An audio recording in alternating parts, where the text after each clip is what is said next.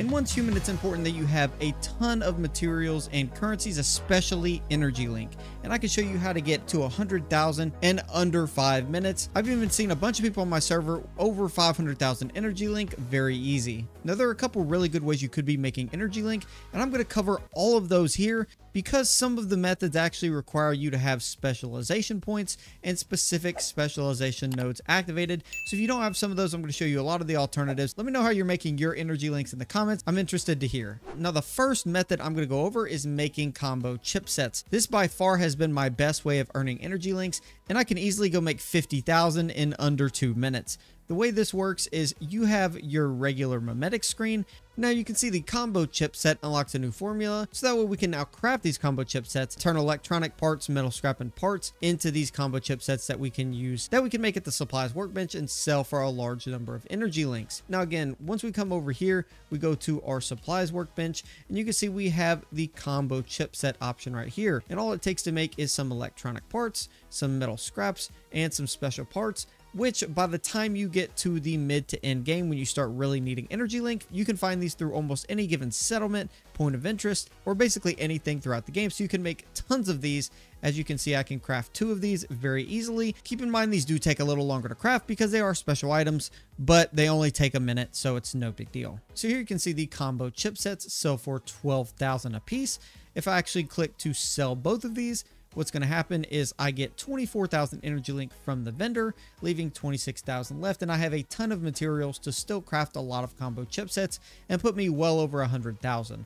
So in any major town such as Blackfell or any of the other ones, whether it's the Tallgrass Inn, Myers Market, or even Deadsville, they will all have vendors like this one that you'll be able to click and actually shop at. They sell somewhat normal items. In these vendors, you can actually go over to the sell tab, and this is where you can sell different things that you actually own, that you have in your inventory, to the vendors for Energy Link. If you look here, we can sell, for example, 99 bronze ingots, which cost us basically nothing to make, for 10 Energy Link a piece. Meaning if we sell all these, we'll get around 1,000 Energy Link. Again, that's not much, but once you get into the items like the combo chipset, you'll then be able to make much more at 12,000 a pop that you're selling. Now, one other thing with vendors is each vendor has a selling limit of 50,000 Energy Link. Now, again, the way this works is one vendor at each one of these places are able to be sold to. Now, again, each one has 50,000. So Blackfell has 50,000.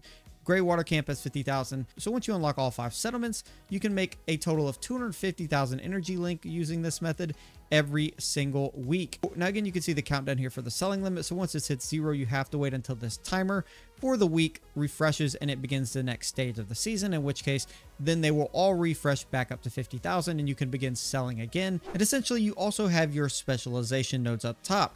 Now, these are going to help you get certain crafting abilities, certain different benefits, things like that. So one of the big things you want to focus on and pay attention to is looking for this combo chipset specialization for the machinist. Now, keep in mind, picking specializations is important because basically once you pick a specialization, you are then almost stuck with it for the remainder of the season. So it's important to know which ones are the important ones, so if they do come up, you're able to pick them and select them very easily. Keep in mind, resetting specializations is possible up to 5 times a season using this one total price here you can see at the bottom. Now, what this actually is, and I'll explain to you how to get it really quickly, are these specialization cleaners. Now, again, you can get up to 5 of these a season, and these allow you to reset your specializations in case you mess one up or want to choose a different one. And the way you actually get these are going to be in the season goals. So if you look at the season goals, we have 5 different season goals here, 5 different chances to reset.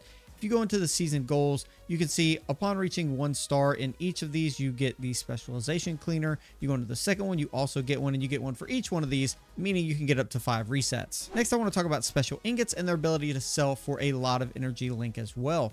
So again, once we go into the mimetic screen into specializations, again, it's sort of random. That's why you want to have all of the options available to you. So in case you only get offered one of these, you know which one to go with. But again, another option would be one that I currently don't have, but I'll throw up on screen, is the ability to create special ingots like gold and silver ingots that you can then sell at the vendor for an extreme amount of Energy Links. This is the precious metal refining mimetic specialization. And again, it allows you to craft those ingots. Keep in mind, you can't actually use these regular furnaces with this specialization. You have to have electric furnaces hooked up to power to actually make these as well. Now, the cool thing about these special ingots is they do take 1 minute a piece, again, like the combo chipsets to craft. You can actually craft them much faster by using your flame essence deviant. Now, if you don't have one of these flame essence deviants, there's a couple places you can actually pick one up. Now, the two best places to look, in my opinion, are coming over here to Greywater Camp within the Iron River area. You can simply teleport here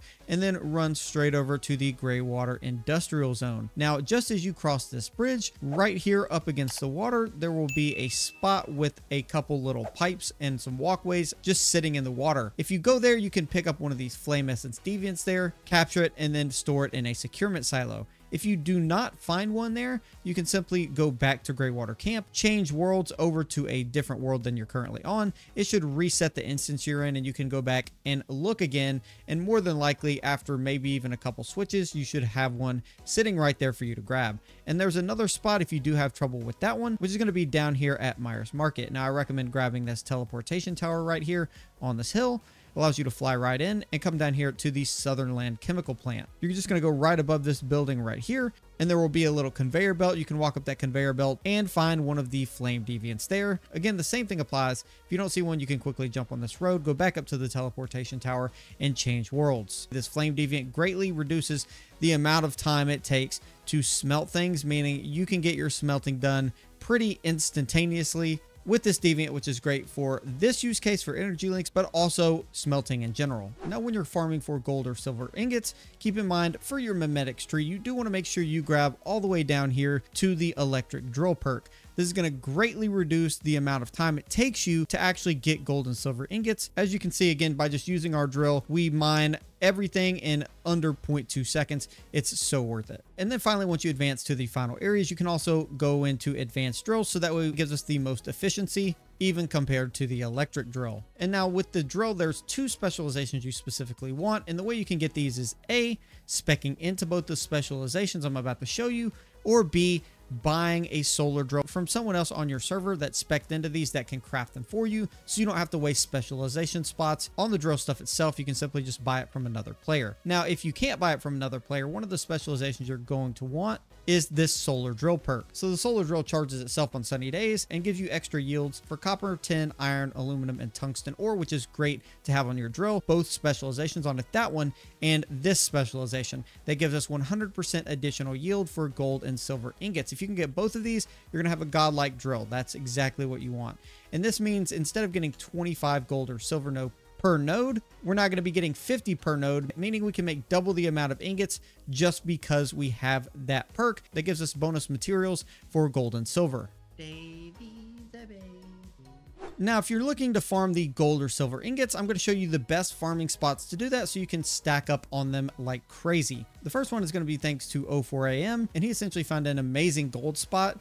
It's going to be located in the Red Sands region, so you can see the town Blackfell right here. It's going to be located at this teleport point right down here where the pathway crosses the river. So essentially we can use this to scope out for a bunch of gold ore, and there's generally a decent amount around here. So as we begin to scope out, we're going to come over here around next to the water. We're going to look across the water and see if we can find any direct gold ore. And as you can see here, just doing one regular pass, we found one gold ore right here that we can use and actually get a lot of gold ore from. You can see we got 25 gold ore just from that. Again, you're going to continue to just work your way around this bank. Once you get to about this point, we'll jump back over here, simply go to the teleporter and switch to another world, and all of our instance and nodes will reset, meaning we have the chance to go ahead and get even more gold. And next, the spot for silver is located just left of the tall grass inn over in Chalk Peak. If you go to the left, there is the Monolith of Thirst, and then there is also this teleportation tower all the way over here to the left. Now, once you get here, all you have to do is unlock this teleportation tower, and the same method is used here.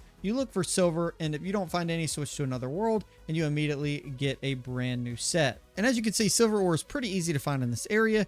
And again, it's also great because if you need you get your much needed potential Digby boys as you farm as well. Next, if some of this stuff is still out of your ballpark and you can't do it yet, I do have some ways to make some decent amount of energy links. Now, the first one is going to be completing different pieces of content. So obviously completing missions, completing regular points of interest, things like that give you energy links. But silos or securement silos in specific can give you energy link when you complete them. So you can basically run these securement silos over and over and over again, allowing you to stack up a bunch of free energy links that way. Additionally, you can also get these from completing monoliths, which again, you can do over and over and over. And these generally give you energy link in return. And what I would recommend is doing some of the easier ones like the level 10 or the level 21, or whichever monolith you can really do to give you the most energy links. And again, you can repeat these consistently. Another quick, easy way is to find any body of water, especially a large lake or like a large pond, and collect things like bellflower all around the lake. Typically, you can find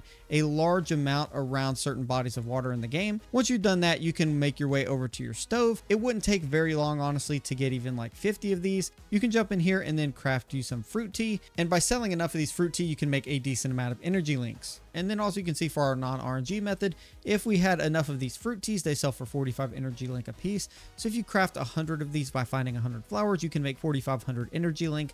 Although it may be more beneficial to continue to level your character in silos. So you're leveling your character, getting all the energy link from completing the silos as well. And that might be a better method if you don't have either of the specializations for making the chipsets or gold or silver ingots yet. But keep in mind, you can also come in here and sell some of your higher level food that you don't necessarily need that you've gotten for free for energy links as well. Now, another way you can continue to also make energy links on top of the 250k you're capped from the vendors, you can also use the vending machine mimetic to create a vending machine and essentially sell some of your stuff at a profit. For instance, I can then go and craft a vending machine and then simply place it right outside the front door. Once I do that, I will need to attach it to power. Now, the way this works is people can now buy stuff from your vending machine, meaning since you can't sell anymore to the vendors, what you could ideally do is put your gold ore or something like your combo chipset in there and then put it up for sale since they sell for 12,000 at, let's say, 8,000, and then you can again put that up for sale. You then make 8,000. The person goes and sells it to make 4,000 profit.